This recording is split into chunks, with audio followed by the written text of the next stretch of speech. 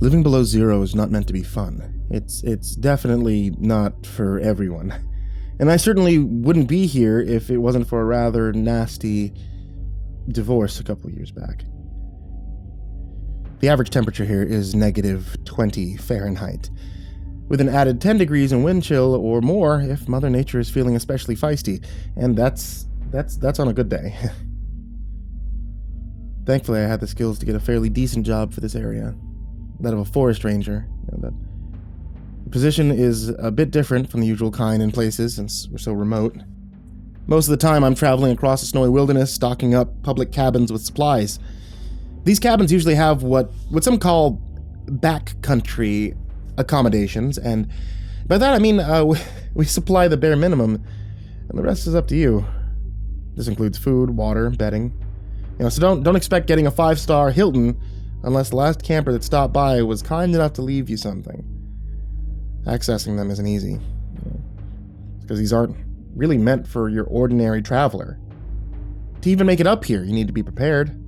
Can't even tell you how often I find frozen corpses of hunters just a few miles from the cabins, killed over simply because they didn't plan ahead.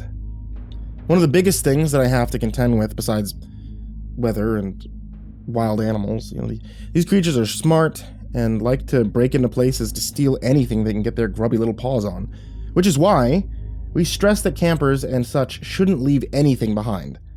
It isn't simply to make this whole enterprise unpleasant for you, it's to keep the site safe.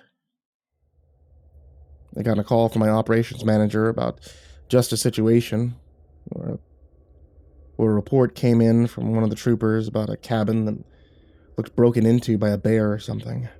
Officer was already on the trail of the offender, and I was tasked with heading out to make sure the cabin itself was still up to snuff. Travel ordinarily is a 3-part process. First, I have to wait for one of the bush pilots to take me to the closest drop point, just to avoid an extra 30-mile trek through the rugged terrain. The flight's crazy, with fog and winds that take about an hour to reach the nearest fuel site. That's still another 15 miles from the cabin that was reported.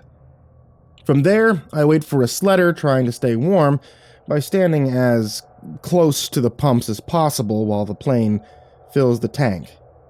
Now, I know that their job is likely 10 times harder than mine, having to go deliver goods to people that live in even further remote areas. For some, this place is a paradise. Others, it's hell. I'm sure you can guess where my opinions lie. When the sledder arrives, he tells me that he can take me to a 2-mile marker that's meant to be a game trail for the cabin.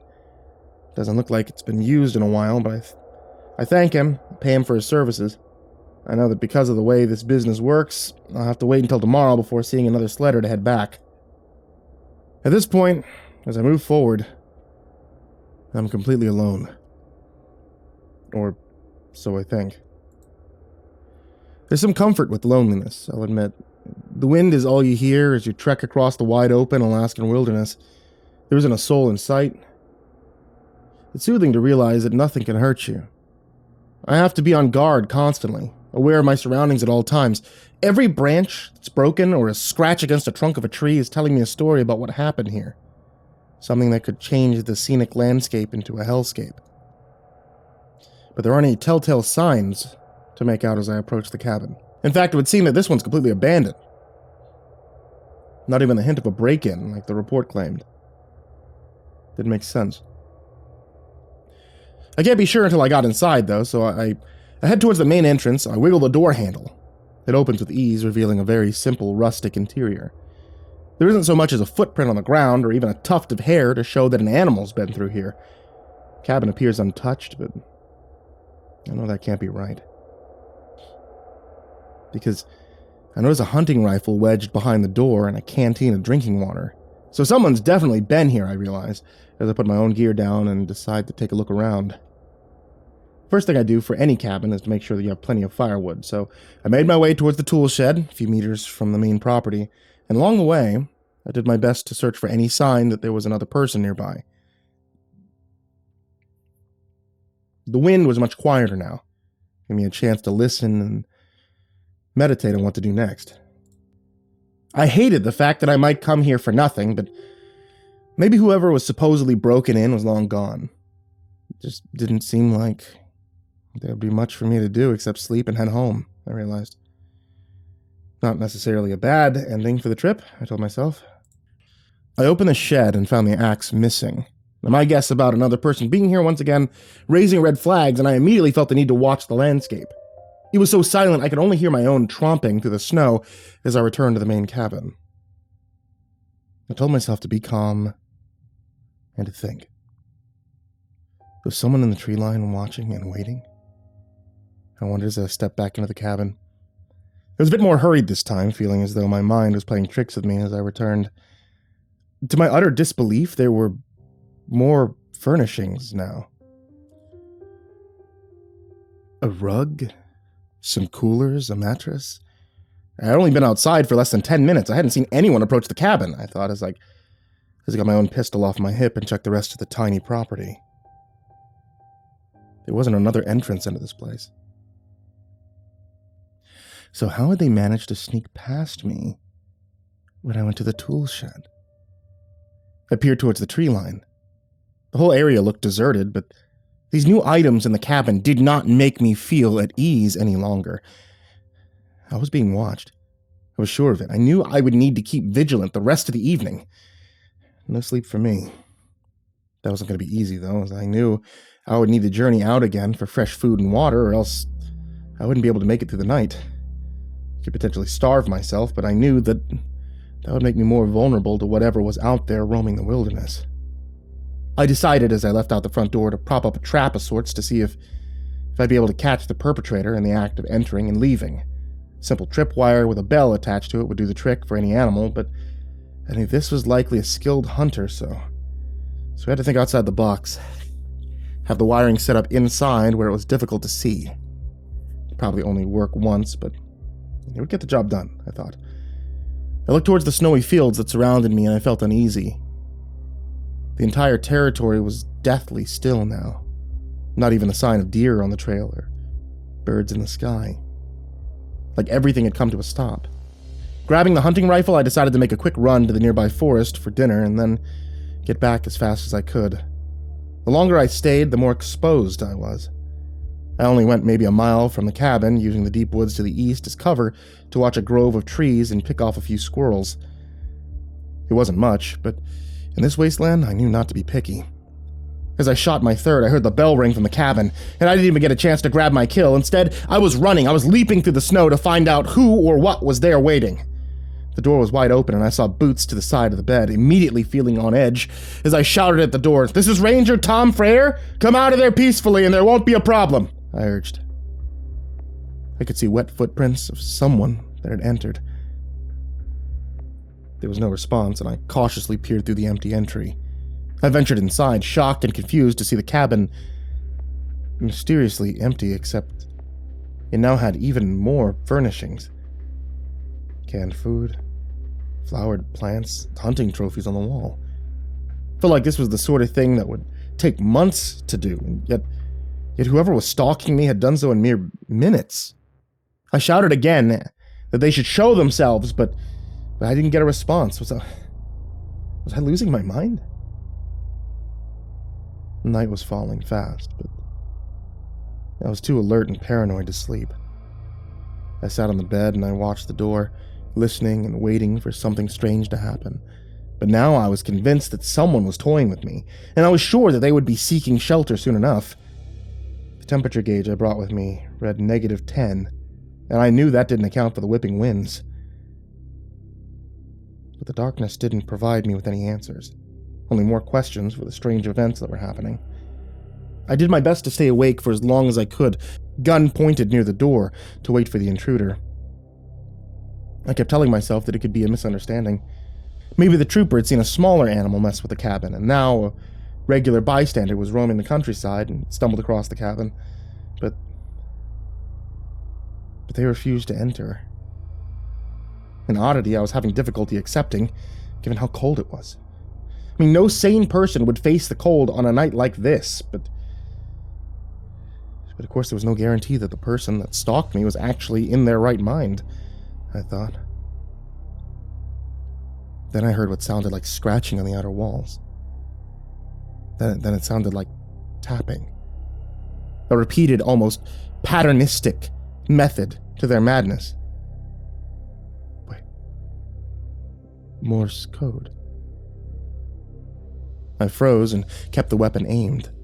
These places don't allow for anything to lock the doors in the event that someone needs them for an emergency, and honestly, I simply wanted this confrontation to be over rather than deal with this taunting any longer. "Come on out, then," I insisted. It was then that I sat there and I heard the strange noises. I realized it wasn't simply an attempt for me to be drawn outside. It was communication. I listened and I searched through the cabinet so I could find something to scribble on. A simple pencil and paper would have to do the trick. L. E. A. V. E. Leave. As soon as I finished writing it, I felt a cold sweat drip down the back of my neck. The wood-burning stove was going, and I didn't even remember placing any firewood in it. The intruder was giving me a warning, and this was my chance to listen, I realized. But I had nowhere to go, nor was I sure that this wasn't a trap. The nights here are far worse than anything you might endure in the day, and even with the best of gear, traversing the snow in the middle of the dark was a bad idea. Not just because of the animals, but because of how easily you can get lost. The rapping against the outside of the cabin became more incessant, and I wondered if there was any chance that survival to escape would be even possible. I pushed open the front door and shouted towards the empty horizon. "I'm not leaving until you show yourself!" In response, I heard the sound of a shotgun, and I dropped to the ground. I couldn't tell you for sure where the hunter was firing, but it sounded like I was right in their line of target practice. Instantly, I slammed the cabin door shut and clutched my own weapon to my body. The shots hit the side of the cabin repeatedly.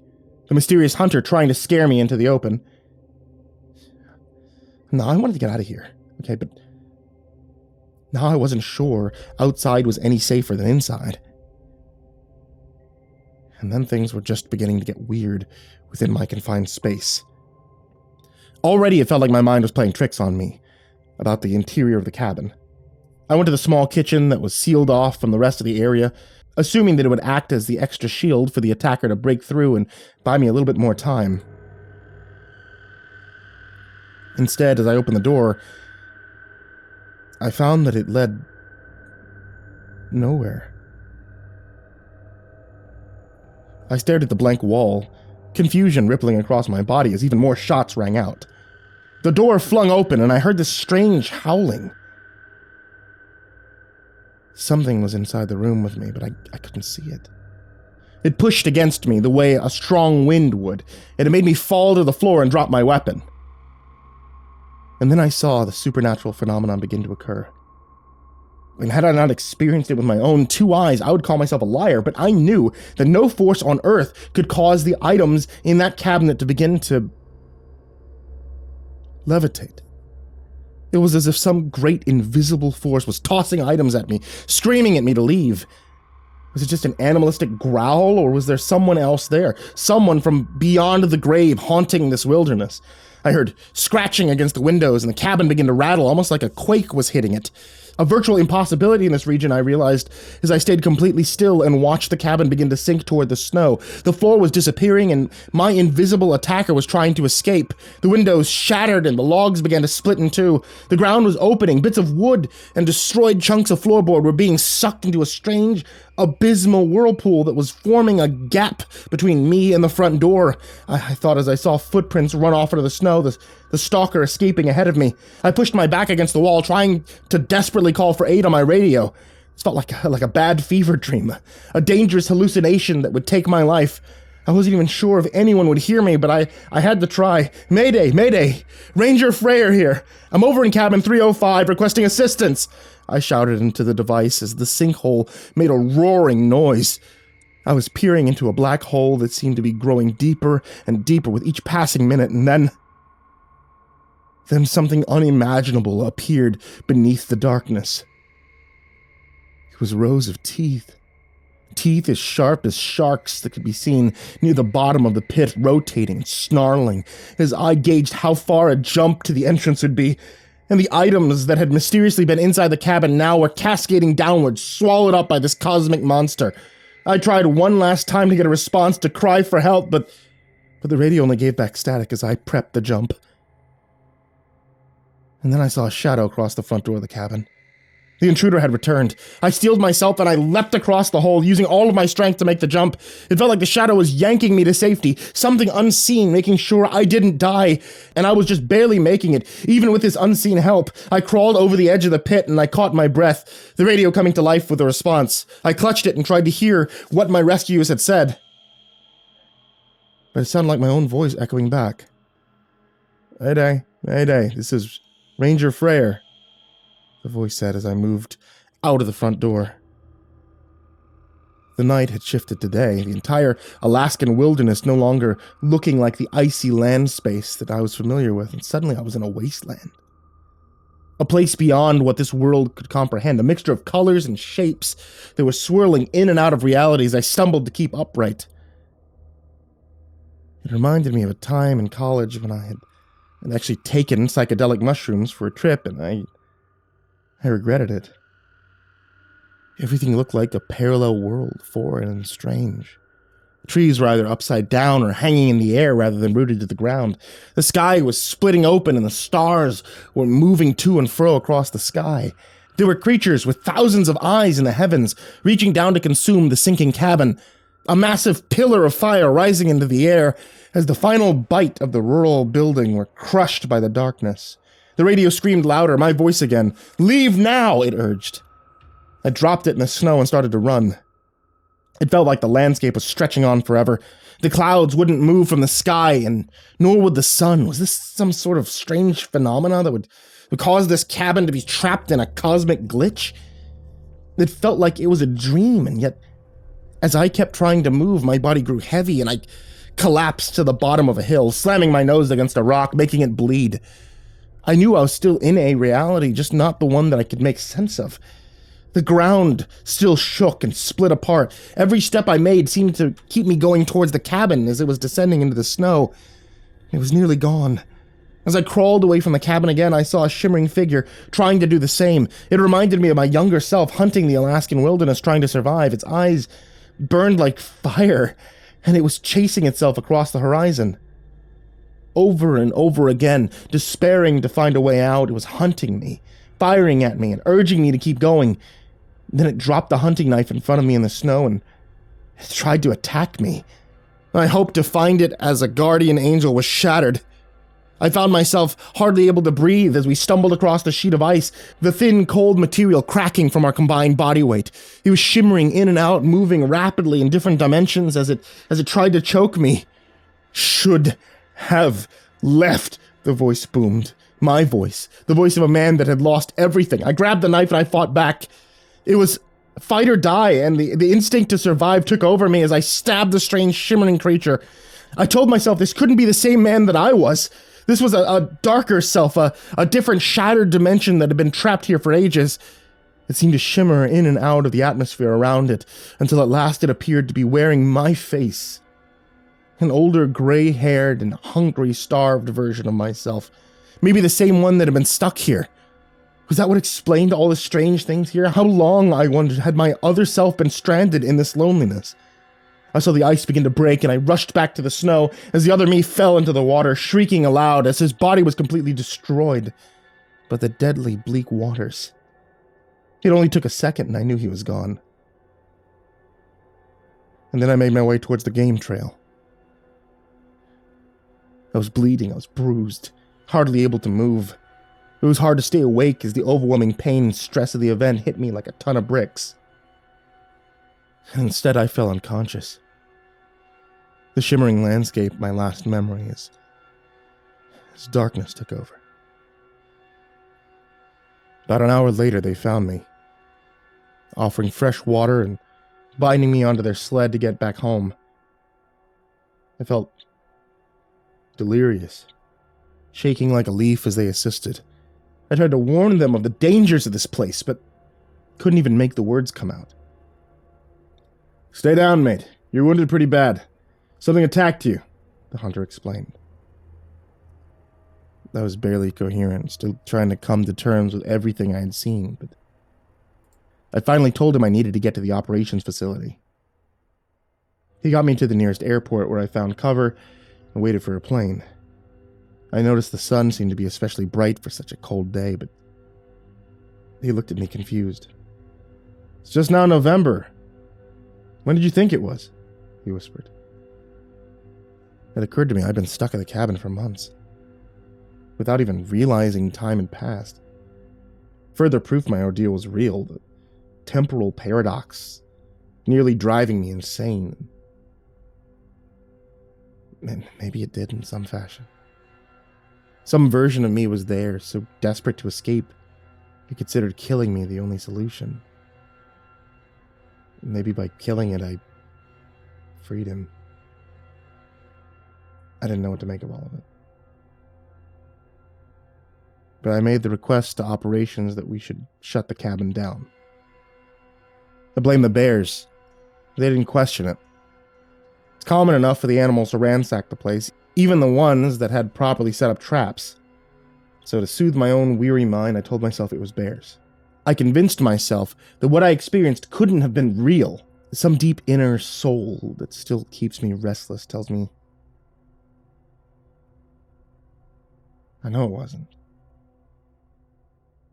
And some part of me wonders if maybe I'm still trapped, and all this is an illusion.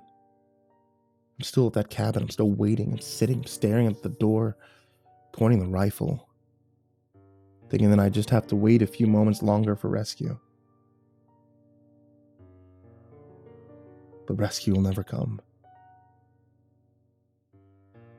Maybe it never did. Or maybe it did, and I'm too far gone.